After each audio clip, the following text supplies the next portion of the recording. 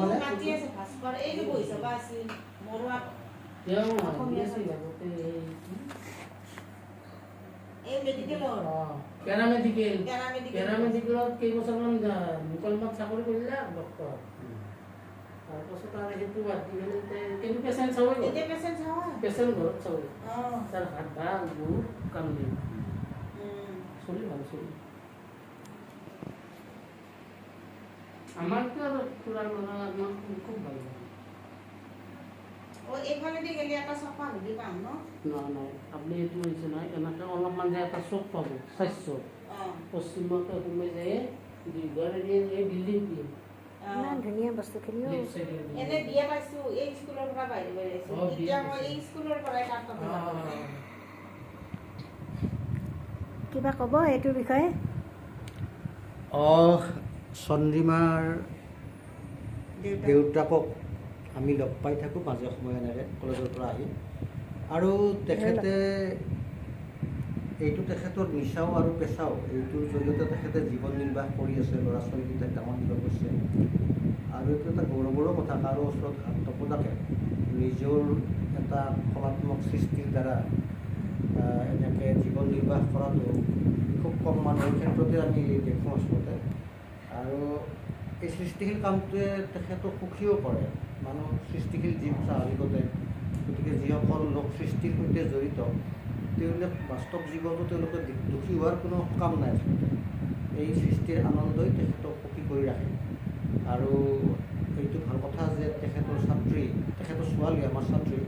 চন্দ্ৰিমা কলিতায়ো এই বিশেষকৈ ছবি অঁকাই হওক বা এনেকুৱা ভাস্কৰ্য শিল্পতেই হওক মনোনিৱেশ কৰিছে আৰু চিত্ৰশিল্পৰ জগতখনত চন্দ্ৰিমা বহুতৰ কাৰণে এগৰাকী চিনাকি নাম আৰু শেহতীয়াকৈ তাই যিবিলাক পৰ্ট্ৰেইট আঁকিছে বা অন্যান্য ছবি আঁকিছে প্ৰকৃতিক লৈ মানুহক লৈ পৰিৱেশক লৈ এই গোটেই কথাবিলাকে তাইৰো এটা যে কলাত্মক মন আছে সেইটো ইতিমধ্যেই এইটো নিশ্চিত হৈছে আৰু মই আশা কৰোঁ যে তেওঁ এই চিত্ৰকলাৰ জগতখনত বা এই ভাস্কৰ্যৰ জগতখনত দেউতাকৰ হাতত ধৰি আৰু বহুতো আগবাঢ়ি যাব পাৰিব ধন্যবাদ কেতিয়াৰ পৰা এইটো ব্যৱসায় নহয় জানো কেতিয়াৰ পৰা আৰম্ভ কৰিছে এইটো ব্যৱসায়িক হিচাপে লোৱাৰ আজি ধৰক মোটামুটি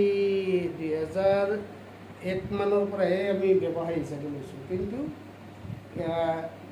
1983 চনৰ পৰাই এইটো এটা নিচা আছিল আৰু আনকি LP স্কুলত পঢ়ি থাকোঁতে তো মাটিৰ মূৰ্তি কৰি আছিল এনেই চকতে নিচা আছে মাটি আনি পেলাই মূৰ্তি সাজি আছিল তাৰপিছত মেট্ৰিক পৰীক্ষা 83 চনত দি মই তেজপুৰলৈ যাওঁ তেজপুৰত গৈ আমাৰ মাহীহঁতৰ ঘৰৰ ওচৰতে এজন প্ৰখ্যাত ভাস্কৰ্য শিল্পী মাননীয়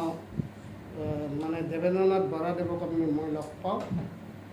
তেখেতৰ সান্নিধ্যত এসপ্তাহ থাকি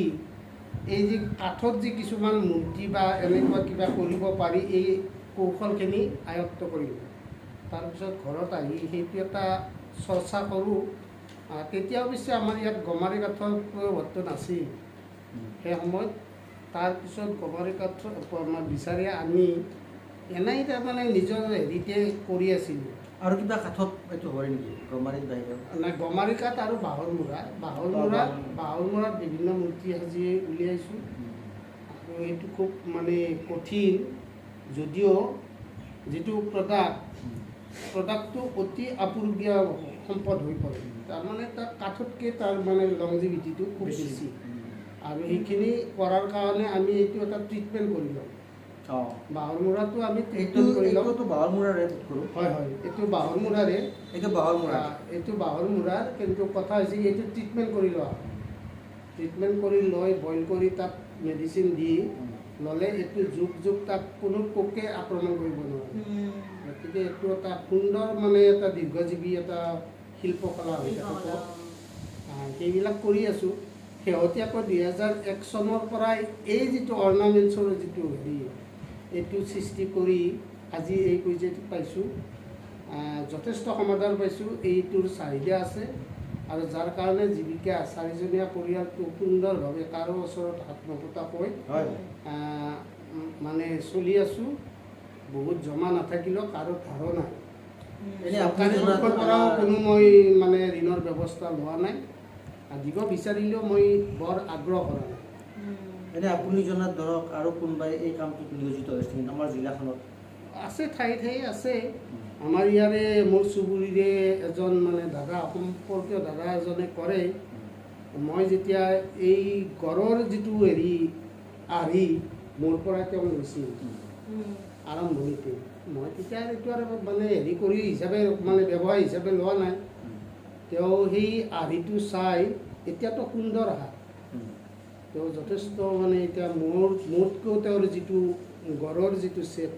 অতি সুন্দৰ ফিনিচিংটো নাই। এটা কামে কৰি থাকে না আজি দীৰ্ঘদিন বহুত বছৰ। একেবাৰে বাহৰ মূৰত কৰে নে গমাৰি গমাৰি কৰে? আৰু হাতী কৰে, এইবিলাক কৰে। আৰু ঠায়ে ঠায়ে হয়তো আছে, কৈঠালকুছিৰ এইটো চাইডত বাহনমূলাৰ কাম কৰা মানুহ আছে আছে, কৈঠালকুছিফালে আছে। গতিকে এই শিল্পকলাটো আমাৰ অসমত যেনেধৰণে চৰকাৰীভাৱে আগুৱাই নিব লাগিছিলে, সেই ব্যৱস্থাখিনিতো আমি হয়তো অলপ ক'ৰবাত পিছ পৰি আছোঁ। যিয়ে নহওক, সেইটো কাকো দোষাৰোপ নকৰোঁ, কাৰণ আমি সৰু মানুহ ডাঙৰৰ কথা বেছি সমালোচনা কৰিব গ'লে নিশ্চয় বিপদটো আমাৰেই হ'ব। আমি আমাৰ কৰ্ম কৰি যাম, ফলটো ভগৱানে চৰকাৰী বঁটাৰ ক্ষেত্ৰত চৰকাৰী বঁটা মানে 2003 চনত মই 3 মানত মোৰ চনটো মনত নাই, শিল্পকাৰ এৱাৰ্ড পাইছোঁ। শিল্পকাৰ বঁটাটো দিছিল আৰ্টফেডে, অসম ভিত্তিত এটা আৰ্টফেডে কম্পিটিশ্যন এটা হেৰি কৰিছিলে, তাত মই শিল্পকাৰ বঁটা পাইছোঁ। তাৰপৰা ডিষ্ট্ৰিক্ট লেভেলত প্ৰশাসনিকভাৱে মানে সম্বৰ্ধনা দিছে 15 আগষ্টৰ স্বাধীনতা দিৱস উপলক্ষে। তাৰোপৰি ডিষ্ট্ৰিক্ট লেভেলত DIC এখন মানে প্ৰতিযোগিতা পাতিছিলে, তাতো ফাৰ্ষ্ট প্ৰাইজটো ধৰি পাইছোঁ। এনে ধৰণৰ পেপাৰ পত্ৰে বা বাইহাটা চাৰিআলি পূব কামৰূপ মহাবিদ্যালয় বাইহাটা চাৰিআলিত জনবিজ্ঞান মেলা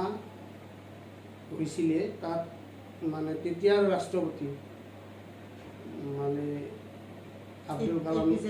APJ আব্দুল কালাম দেৱ আহিছিলে। কিন্তু তাৰ আগতীয়াকৈ মই তেখেতক ভাল পাই তেখেতৰ প্ৰতিমূৰ্তি এটা মই সাজি থৈছিলোঁ। মানে এই কথাটো যেতিয়া প্ৰচাৰ হৈ গ'ল, তেতিয়া তেওঁলোকে কৰ্তৃপক্ষই যোগাযোগ কৰাত মই তাত মানে বিপণী মানে ষ্টলো কৰিছিলোঁ প্ৰদৰ্শনী,